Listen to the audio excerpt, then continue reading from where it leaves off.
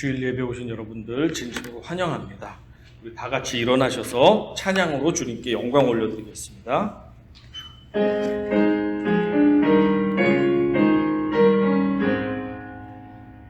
만복의 근원 하나님, 온 백성 찬송 드리고 저천사여 찬송하세. 찬송 성부 성자 성령 아멘. 자리에 앉으셔서 계속 찬양하시고 주일학교는 퇴장해서 예배 드리시겠습니다.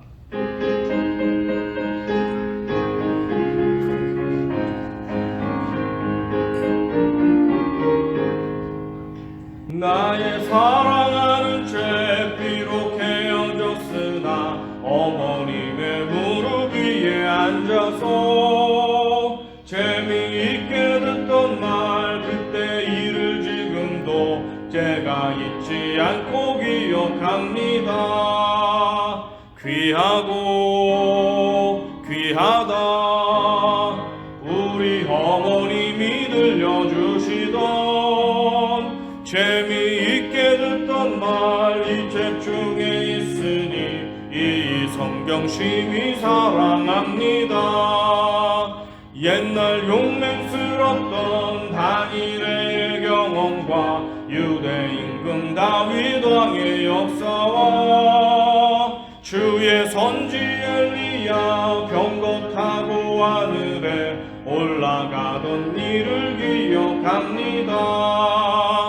귀하고 귀하다 우리 어머님이 들려주시던 재미있게 듣던 말 이 책 중에 있으니 이 성경 심히 사랑합니다.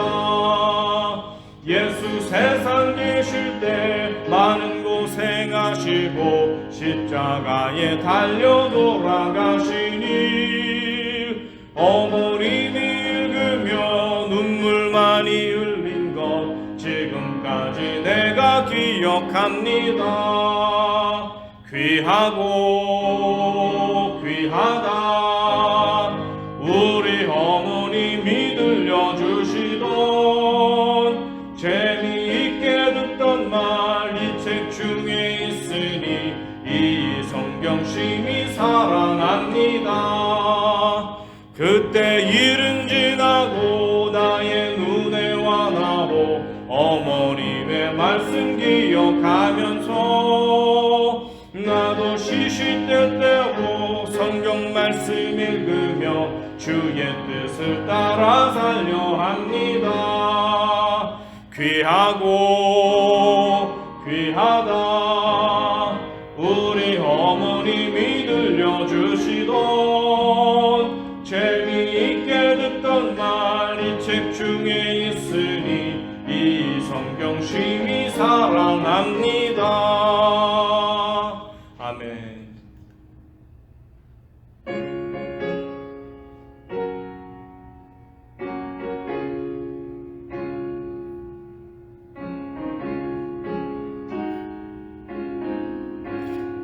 사철의 봄바람 불어 있고 사철의 봄바람 불어 있고 하나님 아버지 모셨으니 믿음의 반석도 든든하다.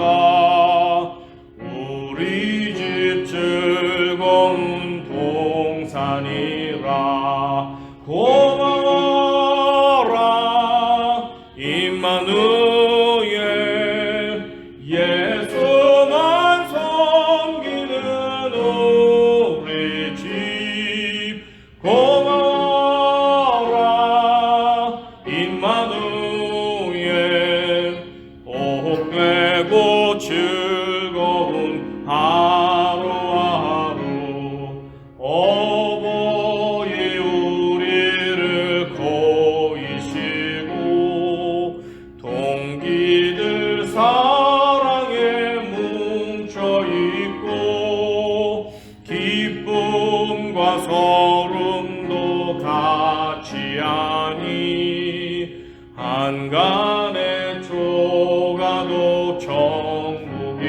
하느니라. 고마라 임마누엘 예수만 섬기는 우리 집. 고마라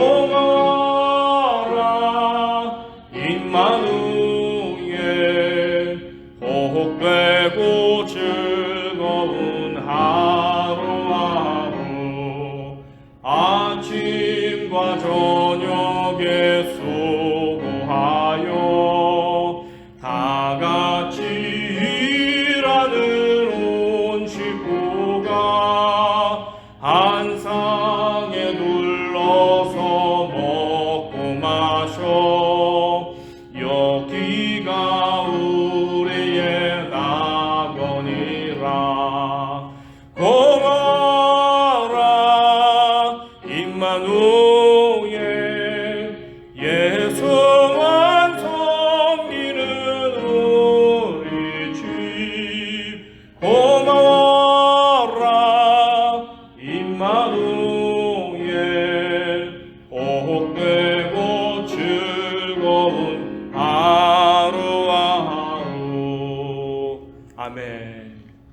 네, 여러분들 가정 가운데 복되고 즐거운 주님만 섬기는 가정 되시기를 간절히 축원합니다. 오늘 특별히 Father's Day인데 우리 아버지들 하나님께서 보내주셨는데 축복하는 마음으로 오늘 예배 드리도록 하겠습니다. 다 같이 이 시간 기도할 때 공동 기도로 통성으로 기도하기 원합니다.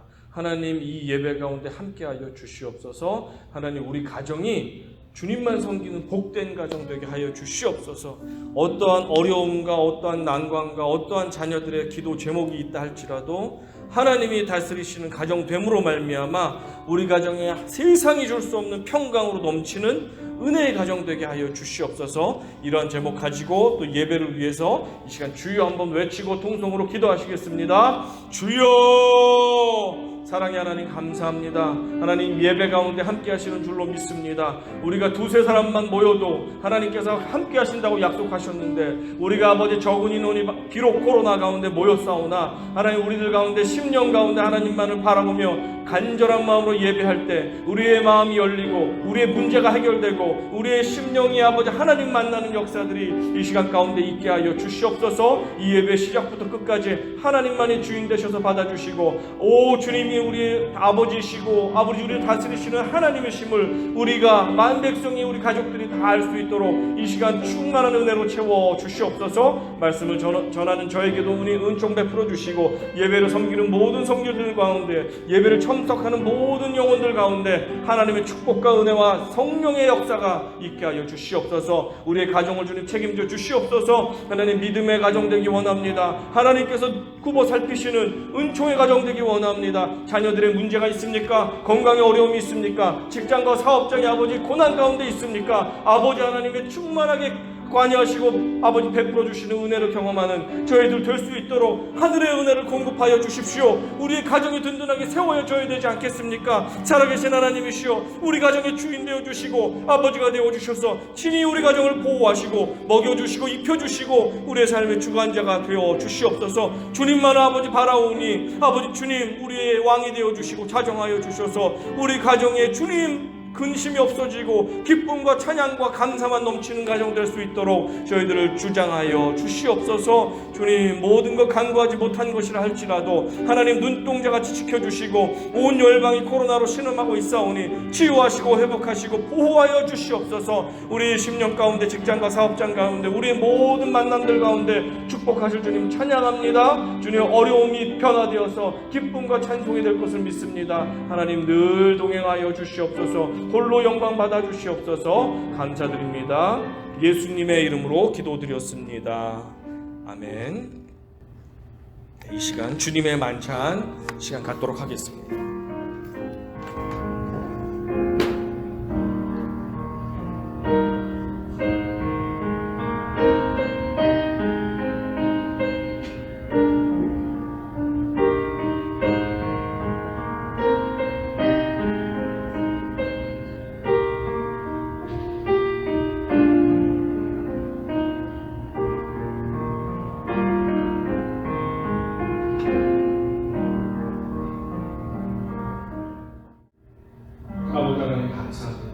이번 한 주간도 주님 눈동자같이 지켜주신 하나님의 은혜에 감사를 드립니다.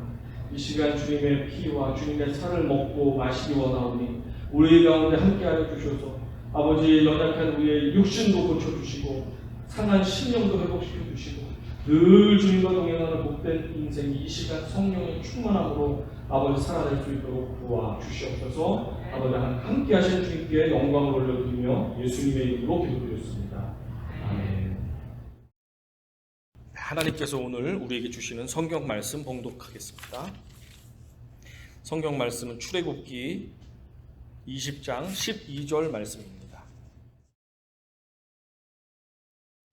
제가 대표해서 봉독해 드리겠습니다. 내 부모를 공경하라. 그리하면 내 하나님 여호와가 내게 준 땅에서 내 생명이 길리라. 아멘. 아멘. 아멘.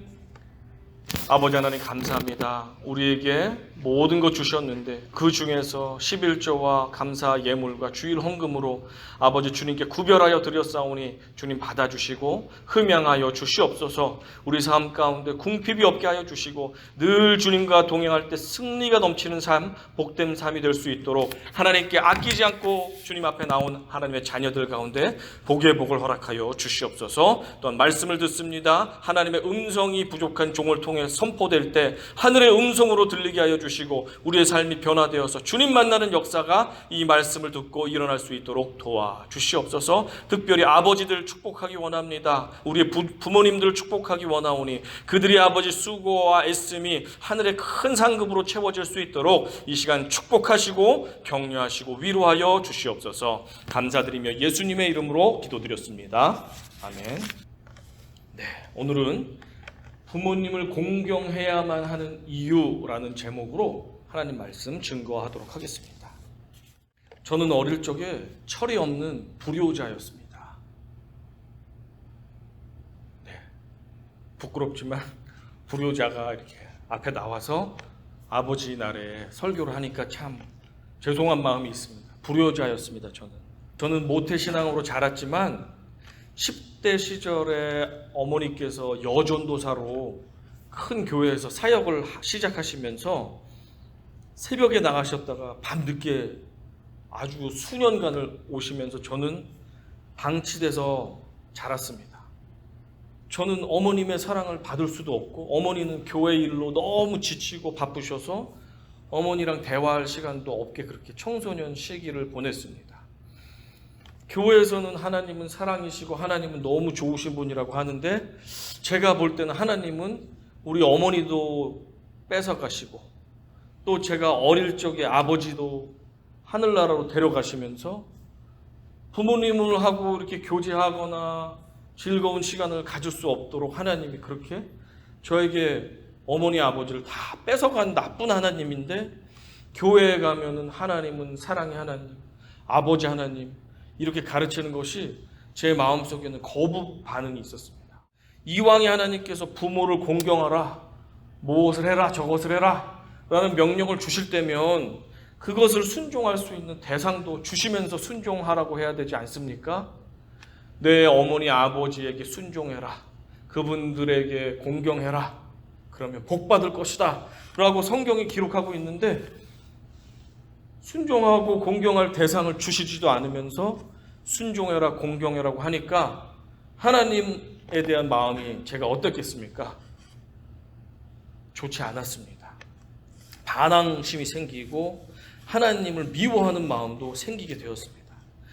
그렇게 시간이 지나서 제가 20대 중반이 돼서 비로소 예수 그리스도를 저의 구원자로 영접을 하게 됐습니다.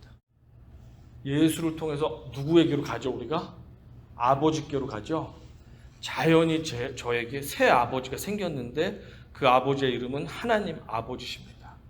그 전에 왜곡하고 오해하고 싫어했던 하나님 아버지를 예수 그리스도를 믿음으로 말미암아 제가 새롭게 바라볼 수 있게 되었고 새롭게 새 아버지를 받게 되었습니다.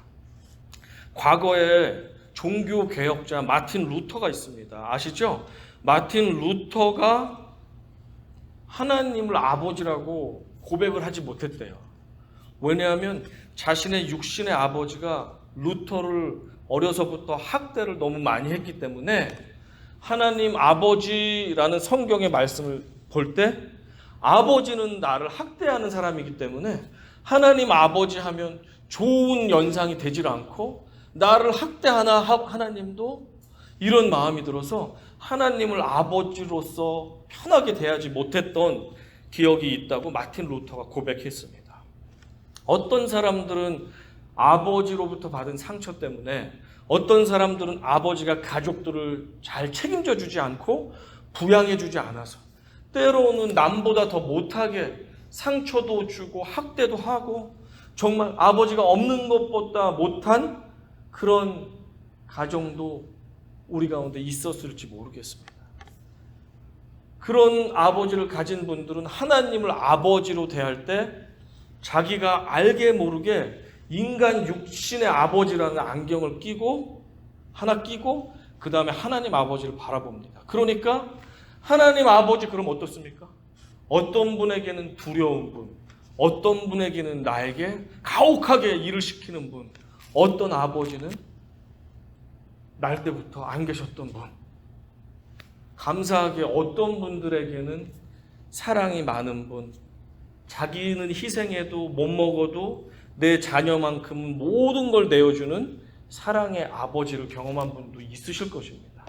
누구든지 육신의 아버지라는 안경을 끼고 하나님 아버지를 보기 때문에 우리가 하나님 아버지를 선명하게 못 보기도 하고 오해를 가지고 보기도 하고 혹시 내 아버지처럼 저 하나님 아버지도 이렇게 나를 힘들게 할까? 어렵게 할까?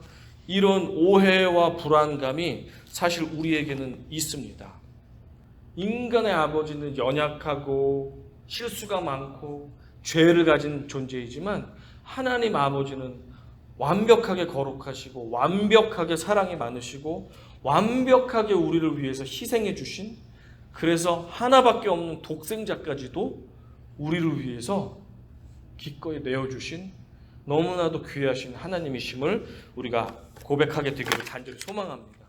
저에게는 육신의 아버지에 대한 경험이 너무 없었기 때문에 하나님을 나쁜 시각으로 볼 수 있는 시간은 없었습니다. 그러나 반면에 하나님에 대한, 아버지에 대한 좋은 기억도 없었기 때문에 아버지는 이럴 것이다, 아버지는 저렇게 좋다, 이렇게 따뜻한 분이다 라는 그런 마음도 없이 하나님을 이제 예배하고 교제하다 보니까 막연함과 어려움이 있었습니다. 그래서 제가 젊을 때부터 스스로가 열심히 말씀을 읽고 내 진짜 아버지인 하나님 아버지는 어떤 분이실까?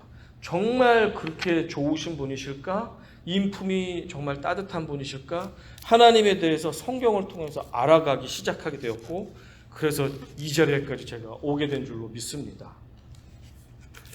오늘 내 부모를 공경하라고 할 때 어느 정도 수준으로 우리가 공경해야 될 것인가에 대해서 한번 살펴볼 것입니다. 그리고 두 번째는 도무지 존경스럽지 못한 부모님까지도 왜 하나님은 공경하라고 하실까? 저분은 공경받을 자격이 없는데도 왜 우리에게 공경하라고 하실까? 그 이유에 대해서 살펴볼 것이고요. 마지막으로 동일하게 십계명을 인용해가지고 말씀하고 있는 에베소서의 말씀이 있어요. 6장 1절부터 3절에 보면 십계명을 사도 바울이 가지고 와서 그것에 대해서 이야기하는 부분이 나오는데, 그곳에 보면 부모를 공경하는 것은 약속이 있는 첫 계명이니까 그 약속을 받기 위해서라도 공경하라라는 말씀이 있습니다. 그래서 그 약속이 있는 첫 계명이 어떻게 이루어질 수 있는지를 한번 이 시간, 짧은 시간이지만 살펴보려고 합니다. 첫 번째, 하나님은 부모 공경에 대해서 얼만큼 수준의 공경을 요구하시는지 한번 보겠습니다. 구약에 보면 율법이 많이 나오는데 하나님께서 주신 율법은 248개의 하지 말아라 하는 부정적인 율법이 있습니다. 그리고 365개의 해라라고 하는 긍정적인 명령이 있습니다. 합치면 613개의 많은 율법들을 하나님께서 주시면서 이것들을 지켜야지 나의 자녀고 나의 백성이 될 수 있다라고 하나님께서 하나님의 자녀들이 어떻게 하나님을 예배하고 이웃과 가족들을 사랑해야 되는지를 율법을 주시면서 알려주셨습니다. 그런데 시간이 지나면서 유대인들이 그곳에 613개의 율법에 여러 가지 해석과 장로들의 전통을 섞어가지고 붙여가지고 몇천 개의 율법으로 늘려놨어요, 양을. 그러면서 그 율법의 본질은 지키질 않고 그 조항들을 지켰냐 안 지켰냐를 아주 목숨을 걸고 따지는 그런 사람들로 바뀌게 되었습니다. 예수님께서 신약 시대에 이 수많은 율법을 딱 두 가지로 요약을 해주셨는데 첫 번째가 뭡니까? 하나님을 목숨을 다해서 사랑하라. 그리고 두 번째가 내 이웃을 내 몸과 같이 사랑하라. 하나님을 죽기까지 사랑하고 이웃을 죽기까지 사랑해라. 그것이 율법의 요약이다 라고 하나님께서 말씀해 주셨습니다.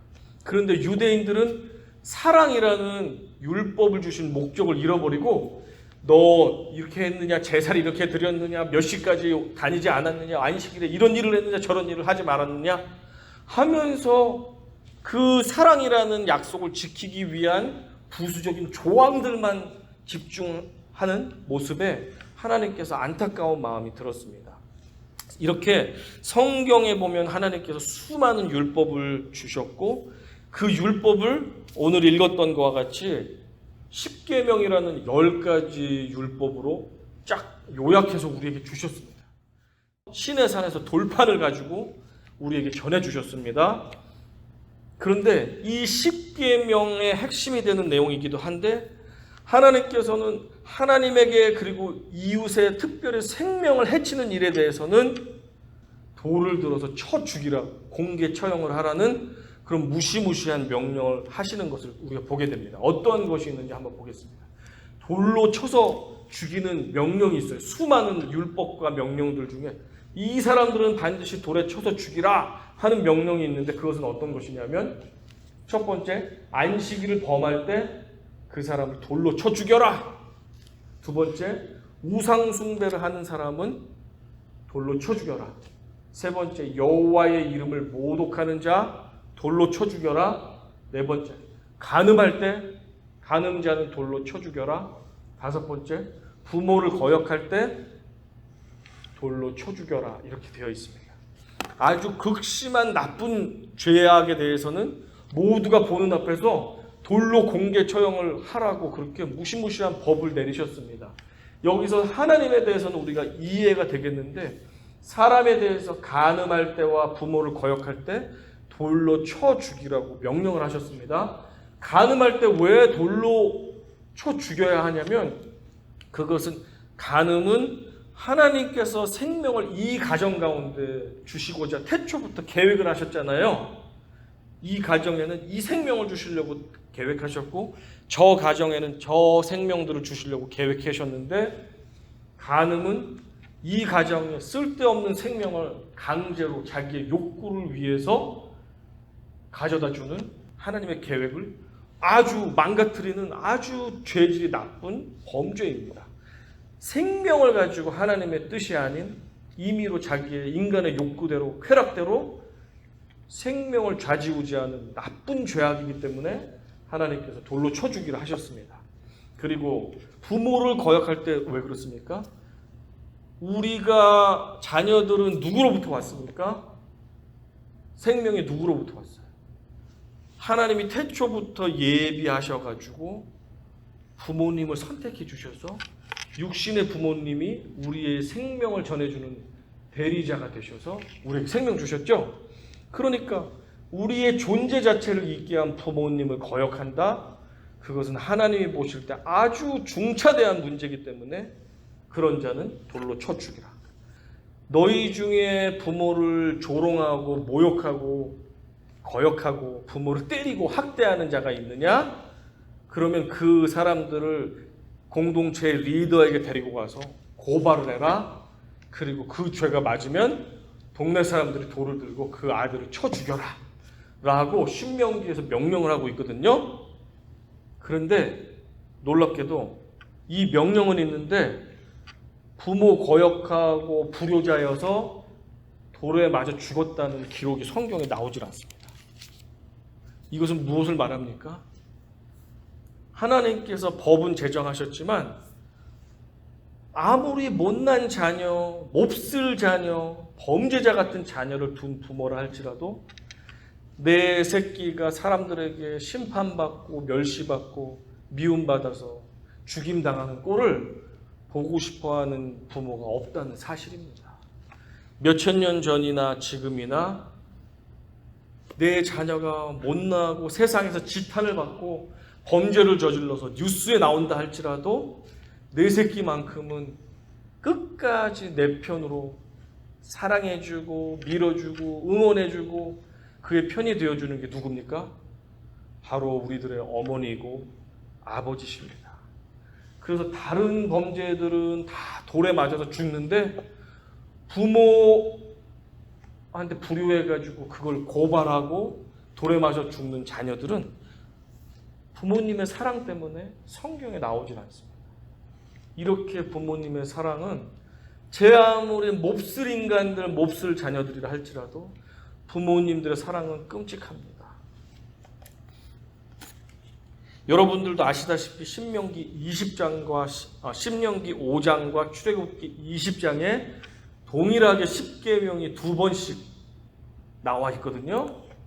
그런데 이 출애굽기든지 신명기든지 이 부모 공경하라는 말씀을 쫙 펴서 보면 이렇게 되어 있습니다. 내 부모를 공경하라. 그리하면 내 하나님 여호와가 내게 준 땅에서 내 생명이 길리라 하면서 부모 공경을 할 경우에 약속을 주겠는데 너의 생명이 길게 하겠다는 약속을 주십니다. 특별히 우리가 주목해서 보고 싶은 단어는 공경하라라는 카베드라는 단어입니다. 이 공경하라라는 honor이라는 카베드라는 단어는 뜻이 무겁다, 무겁게 하다, 존중하다라는 뜻을 가지고 있습니다.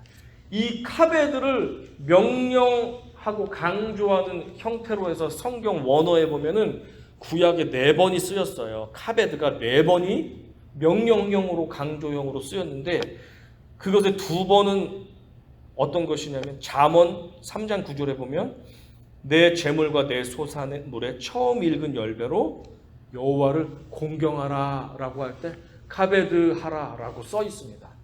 그리고 두 번째 말씀은 이사야서 24장 15절에 그러므로 너희가 동방에서 여호와를 영화롭게 하며 바다 모든 섬에서 이스라엘의 하나님 여호와의 이름을 영화롭게 할 것이다. 이 영화란 말이 공경하다라는 말을 한국말로 다르게 번역한 말이에요. 그러니까 너희가 하나님을 공경해라 라고 이사야서 24장에도 써 있는데 그 공경하라라는 말이 카베드라는 말을 쓰고 있습니다. 하나님께 공경해라 할 때 카베드라는 말을 쓰고 있는데 성경에 4군데가 있다고 그랬잖아요. 2군데는 어디에 쓰였냐면 바로 출애굽기 20장과 5장에 내 부모를 공경하라 라고 할 때 공경하라 카베드라고 쓰였습니다. 그러니까 이 카베드라라는 공경하라라는 말은 하나님께만 공경하라라고 할 때 쓰는 단어인데 하나님과 누구에게만 그 공경의 단어를 허락했습니까? 누구에게? 부모님에게만 허락했습니다. 왕에게도 선지자에게도 훌륭한 지도자에게도 공경하란 말을 쓰지 않는데 오직 부모님에게만 카베드하라 공경하다라는 말을 쓰고 있어요. 하나님에게 쓰는 그 단어를 부모에게만 쓰고 있습니다. 그 뜻은 무엇이냐면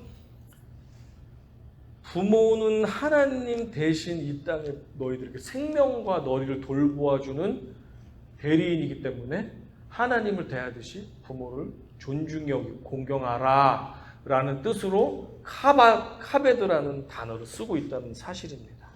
부모는 그냥 아무렇게나 막 데리고 온 사람이 아니라 하나님이 특별히 자신의 뜻과 계획 가운데 태초부터 우리를 이 세상에 보내주시려고 선택해서 우리에게 생명을 주시고 우리를 돌보아 주시는 하나님의 대리자이기 때문에 그분들을 공경하라 라는 말을 쓰고 있다는 거예요. 아시겠죠? 아멘? 아멘. 두 번째로 그런 하나님, 그런 부모님을 우리가 공경해야 되겠는데 어떤 사람들은 이렇습니다.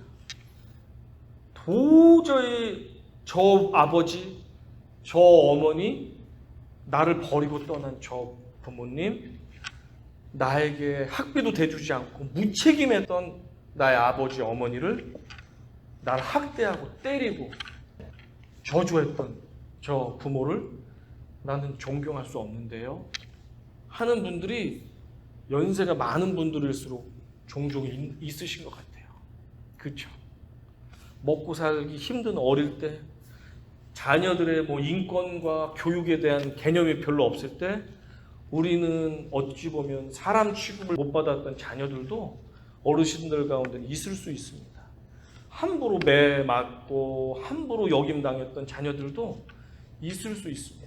그렇지만 부모님이기 때문에 복종해야 됐고 부모님이 책임지지 않는 가정 살림을 내가 어린 나이부터 일해야 됐던 그런 우리 신앙의 선배님들도 분명히 있으셨을 거예요.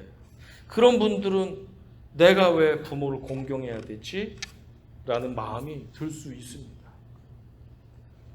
그런데 우리는 세 가지 사실을 생각해 볼 때 그럼에도 불구하고 우리 부모님은 공경해야 된다는 사실을 우리가 돌아보았으면 좋겠습니다. 이 하나님께서 부모에게 최소한 세 가지의 책임을 전해주셨는데 그 사실이 부모님들이 공경받아야 될 이유가 됩니다. 첫 번째, 아까도 말씀드렸듯이 부모님은 다른 것이 아니고 우리에게 생명을 전해주신 바로 그 소중한 단 두 분. 이 두 분의 만남이 없으면 우리에게 생명이 없잖아요. 부모님은 다른 걸 다 제껴놓고라도 우리에게 생명을 주셔서 우리가 숨쉬고 살 수 있게 이렇게 세상에 보내주신 하나님의 대리자이기 때문에 우리는 부모님을 존경하고 공경해야 됩니다. 아멘? 아멘. 두 번째 부모님이 맡은 책임은 영적인 유업을 물려주셔야 되기 때문에 그렇습니다. 신명기 6장 6절부터 9절에 보면 들으라 이스라엘아 하면서 쉐마 이스라엘 하면서 너희는 너희 자녀들에게 하나님의 말씀을 이마에도 새기고 손 미간에도 새기고 문설주에도 막 글을 적어놓고 하나님 말씀을 가르치고 지키게 하라 라고 평생 하나님의 신앙 유업을 가르쳐 전해줄 것을 명령하셨습니다. 그죠? 부모님은 하나님을 자녀들에게 알려줄 책임을 부여받은 존재입니다. 그래서 다른 사람에게 이 책임을 주지 않고 부모님들에게 주셨기 때문에 부모님은 하나님을 가르쳐주는 귀한 선생님이시기 때문에 부모님은 공경받으셔야 됩니다. 세 번째, 부모님은 나중에 과거 몇천 년 전도 마찬가지고 지금도 우리에게 물질적인 유업도 주시는 분이시기 때문에 공경받으셔야 마땅합니다. 몇천 년 전 이스라엘은 더 말할 것도 없겠죠? 부모님이 장남부터 시작해서 자녀들에게 대대로 물려받은 그 땅도 주고 집도 주고 가축과 모든 재산을 돌아가시기 전에 다 물질적인 유업을 물려주었습니다. 그렇죠? 그리고 몇천 년이 지난 오늘날도 부모님은 자녀들을 먹이고 입히고 학교 보내주고 죽기 전에 모든 재물을 천국에 가져갈 수 없으니까 자녀들에게 충분히 있으시다면 마음껏 베풀어 주시고 세상 가실 때까지 다 자신의 가진 것을 모든 것을 물려주시고 가시려고 하는 아주 귀한 분이십니다. 이런 책임을 맡으셨습니다. 그렇기 때문에 우리는 부모님을 공경해야 합니다. 이렇게 귀한 책임을 맡으신 우리 부모님을 공경하는 것이 성경은 마땅하다고 말씀합니다. 그런데 어떤 부모님은 이 세 가지 책임을 맡았는데 때로는 먹고 살기가 너무너무 어려워서 물질적인 유업을 제대로 못 물려주는 부모님들도 있습니다. 있죠? 있어요. 어떤 가정은 심지어 부모님이 빚만 물려주고 세상을 떠나는 가정들도 가끔 있습니다. 어떤 가정은 부모님이 먹고 살기 힘들고 바빠서, 아니면 주님을 제대로 온전히 만나보질 못해서 신앙의 유업을 물려주었어야 함에도 불구하고 제대로 그 신앙의 유업을, 하나님의 말씀을 제대로 가르쳐주지 못하고 믿음대로 본이 되는 삶을 살아주지 못하고 그렇게 우리를 떠나는 부모님들도 있습니다. 그러나 한 가지, 우리에게 하나님께서 주시고자 약속하신 그 생명을 우리를 통해서 부모님께서 주신 것만큼은 어때요? 어떻게 잘 감당하셨죠? 감당하셨습니까?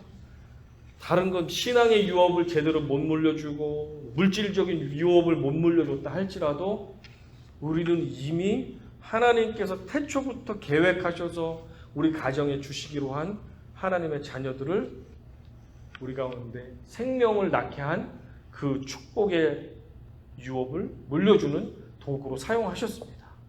또 어떤 가정은 자녀가 없는 가정도 있습니다. 그런 가정은 하나님께서 마음으로 낳은 입양한 자녀들을 평생을 품고 키워내는 그런 책임도 주신 가정도 있습니다.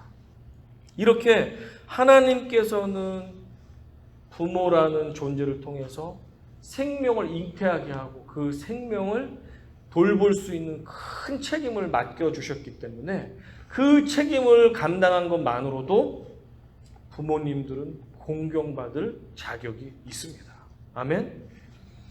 이전에 한 가정이 미국에서 30년 동안 고향을 떠나서 텍사스에서 혼자 살아갔던 가장이 있었습니다. 가족들을 그냥 내팽겨치고 텍사스에서 30년을 살다가 이 가장이 병들어 죽게 되었습니다. 유언을 썼습니다. 뭐라고 썼냐면, 제가 죽거든 제 시신을 가족들에게 보내주셔서 가족들 손으로 장례를 치르게 해주세요 라고 유언을 썼습니다. 그 유언의 말대로 이 시신은 가족들에게 보내줬습니다. 그런데 유언대로 장례를 치르려고 했더니 아버지가 팽개쳐놓은 자녀들이 못 배우고 제대로 살질 못해서 장례를 치를 비용조차 없는 거예요. 할 수 없이 장남이 자기가 농사일에 쓰던 트랙터를 처분해가지고 그 돈을 가지고 장례식을 성대하게 치러드렸습니다. 그리고 나서 이 장남이 자기 동생들을 불러 모읍니다. 그리고 이렇게 말합니다. 얘들아, 성경은 내 부모를 공경하라고 했지 어떤 부모를 공경하라고 말씀한 적이 없단다. 무슨 말인지 아시겠죠? 성경에는 내 부모를 공경하란 말은 있지만 너에게 잘해준 부모, 인격이 훌륭했던 부모, 큰 유산을 물려준 부모만 공경해라 라고 하지 않고 그냥 너의 부모를 공경하라라고 했단다 라는 말을 했다고 합니다. 이 말을 들으니까 어떻습니까?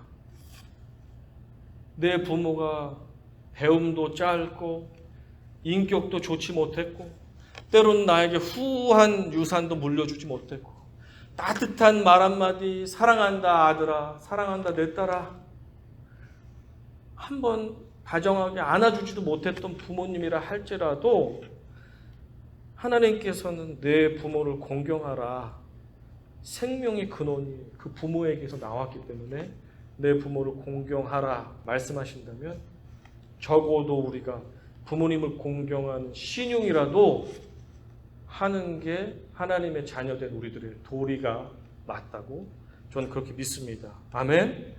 그렇습니다. 하나님께서 우리 부모를 공경하라라고 명령하신 또 다른 이유가 있습니다. 자, 우리들은 생각해 보시면 대부분이, 저도 그렇고 여러분도 그렇고, 나는 누군가의 자녀인 동시에 누군가의 부모입니다. 그렇습니까? 나에게는 부모님도 있고 나에게는 자녀들도 있습니다. 하나님께서 우리에게 이 명령을 하시는 이유, 그 이유는 사실 우리 자신에게 있습니다. 10계명에 보면 10번째 계명에 보면 어떻게 써 있냐면 이렇게 써 있어요. 내 이웃의 집을 탐내지 말고 내 이웃의 아내나 그의 남종이나 그의 여종이나 그의 소나 그의 낙이나 무릇 내 이웃의 소유를 탐내지 말라라고 되어 있죠. 우리는 이 부모 공경해라 하는 것을 주로 어린이, 청소년, 청년, 자녀들에게 너희들 이거 성경에 안 써 있어? 부모 공경해야지 복 받는 데잖아 라고 우리가 많이 인용을 합니다. 그죠? 그런데 이 10계명을 직접 받은 가장 첫 번째 대상은 어린 꼬마 아이들이 아니라 내 집에 이웃의 집을 탐낼 수 있는 사람, 그 내 옆집의 아내를 탐낼 수 있는 사람, 그들이 가진 소나 양이나 가축이나 종을 탐낼 수 있는 가장들을 대상으로 이 10계명이 먼저 쓰였다는 거예요. 전달되었다는 거예요. 그러니까 이 10계명을 전달받은 한 가정의 부모이자 동시에 자녀인 가장들에게 하나님께서 이 말씀을 하신 이유는 너희가 먼저 부모에게 공경하는 모습을 보일 때 너희 품 안에 있는 어린 자녀들이 그 공경하는 모습을 보고 어떻게 한다는 거예요? 아, 하나님 말씀대로 저렇게 할아버지 할머니를 아버지 엄마가 공경하듯이 우리도 공경해야 되겠구나 보고 배우고 느낀 게 그것이고, 문을 열고 옆집을 봐도 부모를 공경하고 어르신들을 하나님 사랑으로 섬기는 모습들을 다 동네방네 그렇게 하는 걸 볼 때 우리의 자녀들이 어떻습니까? 부모 공경하는 것, 그것은 당연한 거지 하면서 내가 보고 배우고 경험한 그대로 우리 자신들이 나이가 들었을 때 우리 자녀들이 자연히 우리를 공경해 주겠죠. 자, 그러면 어떻게 이 약속이 있는 첫 계명이 이루어질 수 있을까? 이 부분도 좀 더 생각해 보겠습니다. 에베소서 6장 2절과 3절에 사도 바울은 에베소 성도들에게 이 10계명 말씀을 인용해 가지고 가져오면서 이렇게 말씀합니다. 시작! 내 아버지와 어머니를 공경하라. 이것은 약속이 있는 첫 계명이니 이로써 내가 잘되고 땅에서 장수하리라. 이렇게 말씀하셨습니다. 자, 고대나 현대에도 물론 마찬가지지만 기력이 이제 쇠해지고 부모님들이 연세가 많아지면 노동력이 없어지죠. 일을 하기가 어렵습니다. 그리고 건강도 쇠해집니다. 그런 부모님일수록 부모를 공경할 때 어르신들은 먹을 것 걱정 안 하고 입을 것 걱정 안 하게 되죠. 무엇을 입을까 헐벗지 않게 됩니다. 자녀들이 공경을 온전하게 해주게 되면 그렇게 되고, 건강이 쇠한 부모님을 늘 찾아뵙고 주물러드리고 약도 지어드리고 병원에도 데려다드리고 물심양면으로 부모님을 공경할 때 부모님들은 더 오래 사시겠죠. 건강하시겠죠. 행복하시겠죠.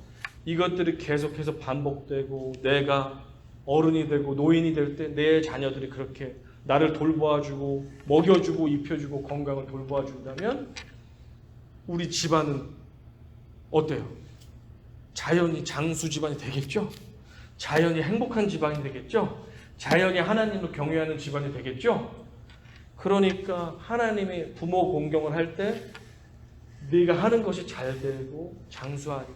하나님 말씀에 순종하는 자들은 그 집안에 하나님이 범사에 잘 되는 축복을 주시겠죠?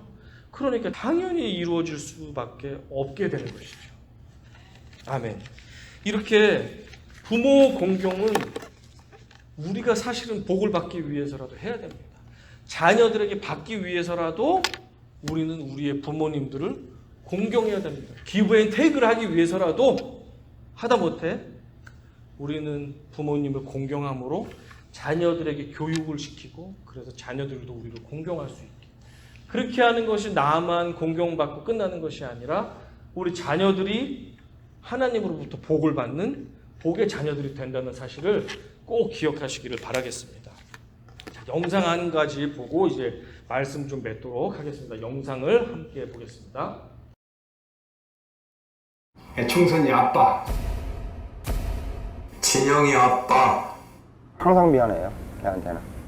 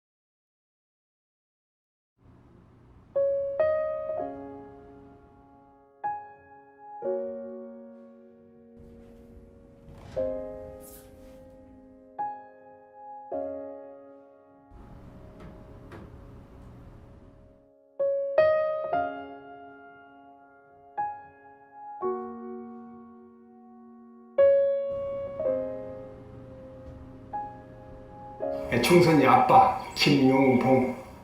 나 신왕철 아빠 신현기. 이영근입니다. 큰아들이. 저 영우 아버지 되는 사람입니다. 조유섭 아빠. 진영이 아빠. 성함은 김성복. 생각나지요. 그 아들 딸 만났다가 아들 가졌는데 요번에도 딸이 못할까 했는데 네 엄마, 아빠, 동생한테 신경 써주고 고맙고. 부모로서 이렇게 뭔가를 충분하게 해줘야 되는데 그런 것도 못 해주고 그래서 참 마음이 아픕니다. 아들이라는 것은 어느 누가 바꿀 수도 없는 것이고 크게 뭐 도와주지도 못했고 했는데 너희들이 알아서 잘 커가지고 계속 부족한 게 부모 마음 아닐까요? 죽는 순간까지. 그런 제가 그런 마음으로 살고 있어요. 계속 부족한 거예요. 너무 엄하게 했던 게 그게 좀 미안하다. 미안해요.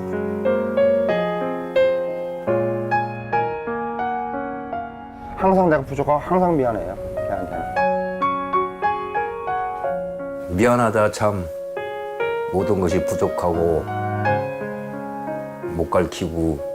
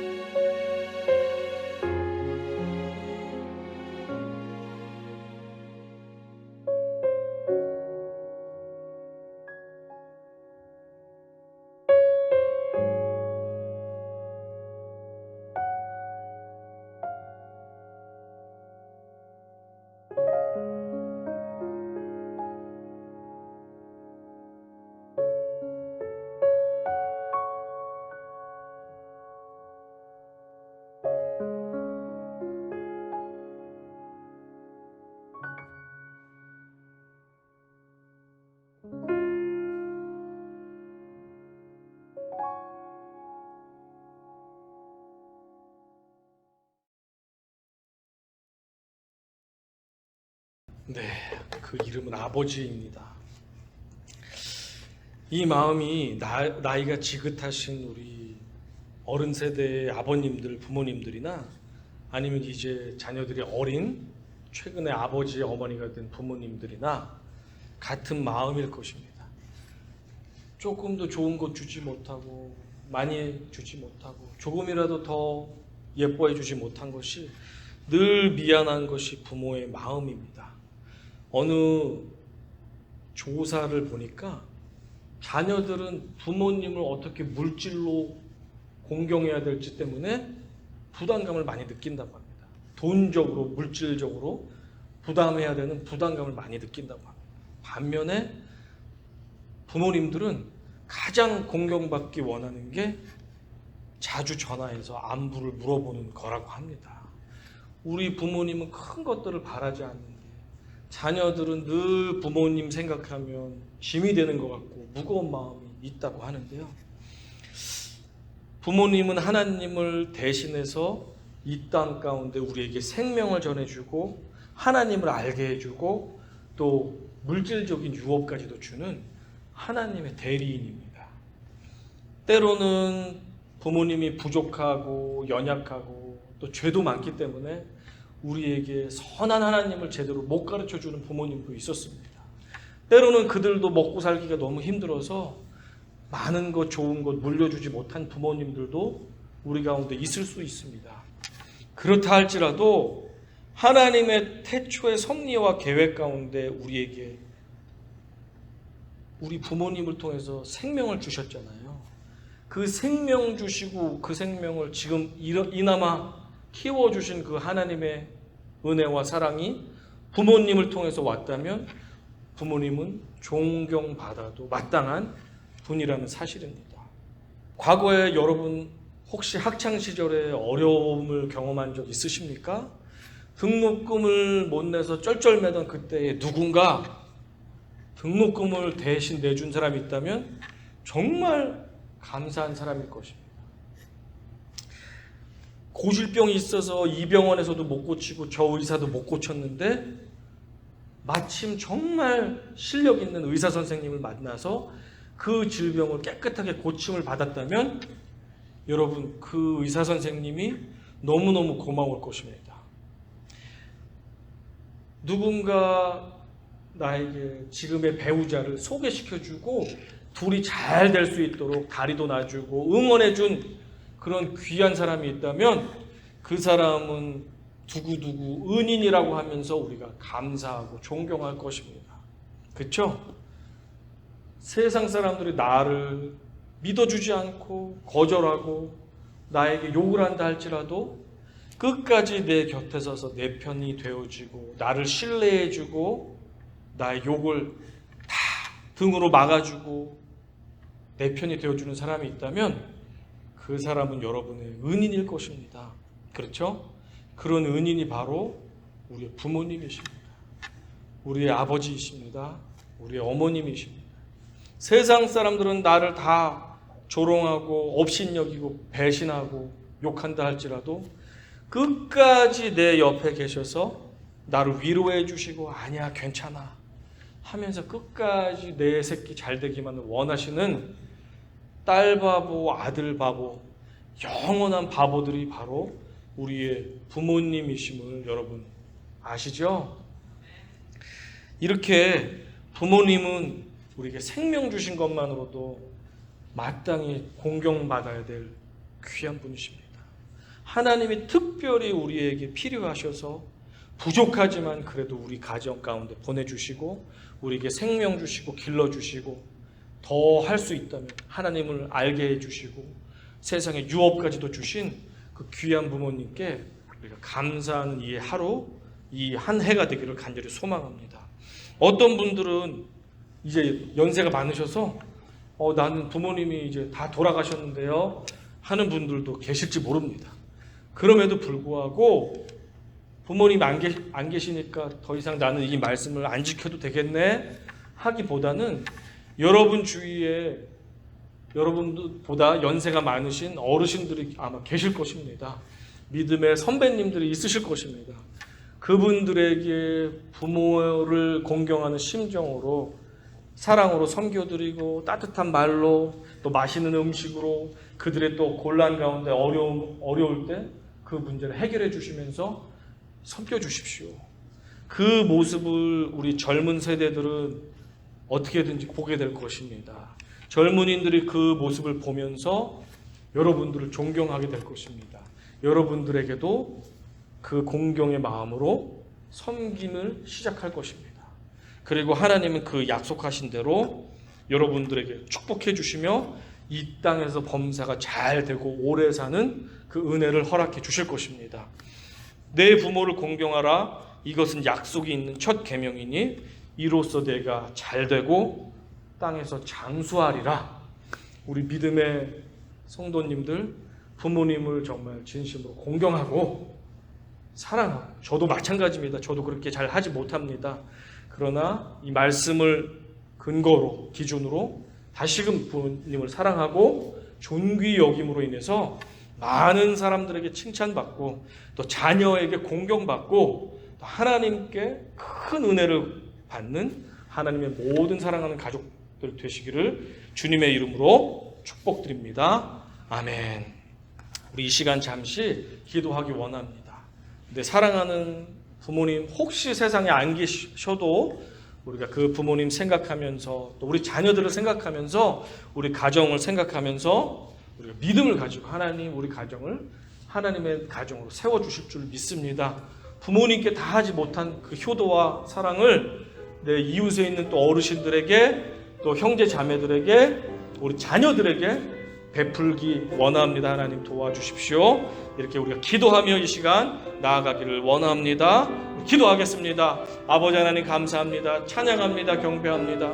우리 가정에 아버지 하나님 빛으로 오신 주님, 소망으로 오신 주님, 아버지 부모님을 허락하여 주셔서 내가 이 땅에 살고 있음을 고백합니다. 부모님을 허락해 주셨기 때문에 내가 이렇게 자라났고 이렇게 하나님의 자녀가 되었고 이렇게 자자손손을 거느린 하나님의 아버지 일꾼들이 되었습니다. 하나님 연약하여 때로는 부모님 사랑이 갈급하였으나 받지 못했다 할지라도 무궁하신 하나님의 사랑을 이제는 공급받을 수 있는 아버지 하나님의 자녀로 불러주신 것 너무나도 감사합니다. 하나님의 사랑으로 하나님의 아버지 기쁨이 되기를 원하며 우리 자녀들에게도 아버지 본이 되는 삶을 살아갈 수 있게 하여 주십시오. 부모를 공경함으로 말미암아 내가 복을 받는 역사들, 내 자녀들이 복을 받는 역사들이 나를 통해서 일어나게 하여 주시고 내가 아버지 하나님 어르신들을 섬기며 사랑으로 대함으로 말미암아 우리의 젊은 세대들이 나의 모습을 보고 하나님을 바라볼 수 있는 역사가 있게 하여 주시옵소서. 우리 자녀 세대들에게는 내가 아버지 사랑이 없는 자, 아버지 내가 인격이 부족한 자 되지 않게 도와주시고 하나님의 사랑을 풍성하게 흘려보낼 수 있는 믿음의 부모님들이 될 수 있도록 우리들을 변화시켜 주십시오. 우리의 더욱더 큰 사랑을 부어주셔서 하나님 사랑을 받아 하나님 사랑으로 하나님 우리 자녀들을 축복하며 공급하고 하나님의 말씀을 전하며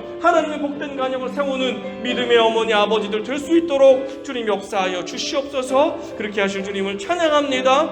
은혜를 베풀어 주실 하나님을 찬양합니다. 우리 가정의 왕 되신 주님, 왕 되셔서 다스려 주시옵소서. 감사드리며 예수님의 이름으로 기도드렸습니다. 아멘. 우리 다 같이 찬양하며 주님께 나아가시겠습니다. 아버지 당신의 마음이 있는 곳에, 아버지 당신의 마음이 있는 곳에 나의 마음이 있기를 원해요. 아버지 당신의 눈물이 고인 곳에 나의 눈물이 고이길 원해요. 아버지 당신이 바라보는 영혼에게 나의 두 눈이 향하길 원해요. 아버지 당신이 울고 있는 어두운 땅에 나의 두 발이 향하길 원해요.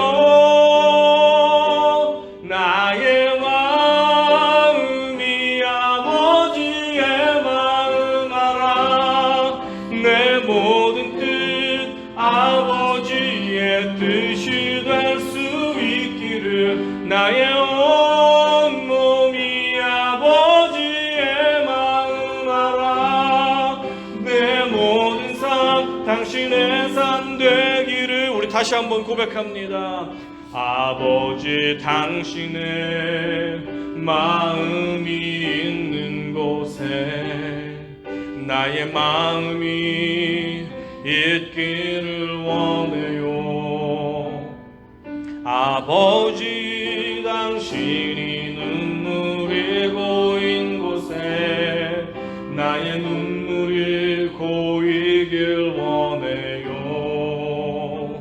아버지 당신이 바라보는 영혼에게 나의 두 눈이 향하길 원해요. 아버지 당신이 울고 있는 어두운 땅에 나의 두 발이 향하길 원해요. 나의 마음이 아버지의 마음 알아. 내 모든 뜻 아버지의 뜻이 될 수 있기를 나의 온 몸이 아버지의 마음 알아. 내 모든 삶 당신의 삶 되기를 나의 마음이 아버지의 마음 알아. 내 모든 뜻 아버지의 뜻이 될 수 있기를 나의 온 몸이 아버지의 마음 알아. 내 모든 삶 당신의 삶 되기를. 아버지 하나님 감사합니다. 우리가 찬양에서 고백한 것처럼 하늘 아버지의 마음을 알아 하나님을 기쁘게 해드리고 또한 우리 부모님을 기쁘게 해드리고 우리 사랑하는 가족들의 기쁨이 되는 소망이 되는 복된 우리 부모님들 또 자녀들 다 될 수 있도록 축복하여 주시옵소서. 감사드리며 예수님의 이름으로 기도드렸습니다. 아멘. 네, 잠시 광고 말씀 전해드리겠습니다. 대한민국을 위해서 서규석 목사님, 장계은 목사님, 문은호 목사님을 위해서 기도해 주시면 감사하겠습니다.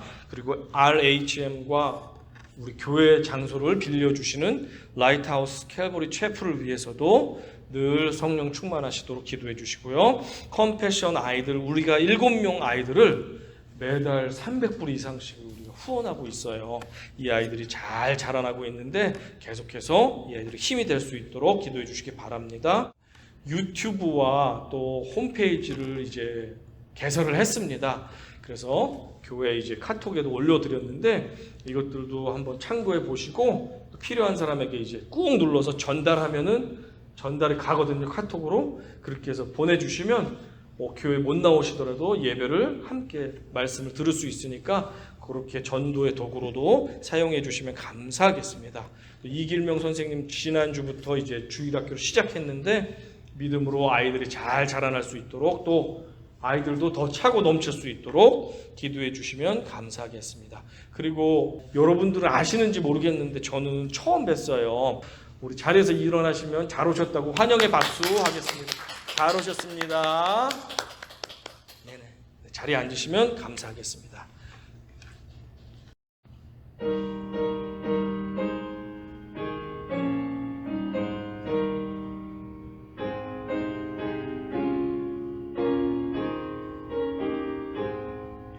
진리와 생명 되신 주 이 몸을 바치옵니다.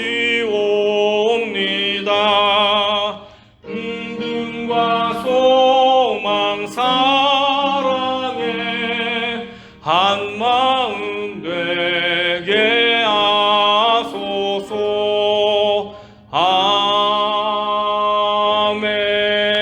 아멘. 이제는 우리 주 예수 그리스도의 은혜와 하나님 아버지의 무한하신 사랑과 성령님의 교통하심이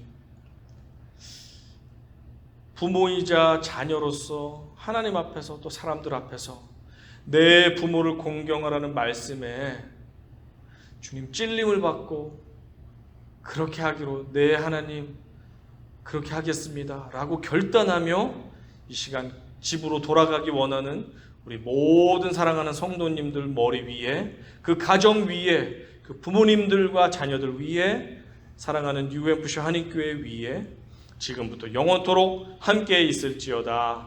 아멘.